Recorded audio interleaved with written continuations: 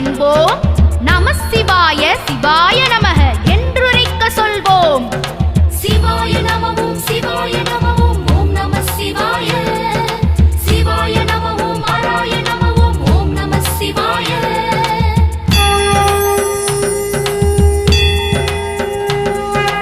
மகாபிரதோஷ கால காலனே நம சிவாயவோ.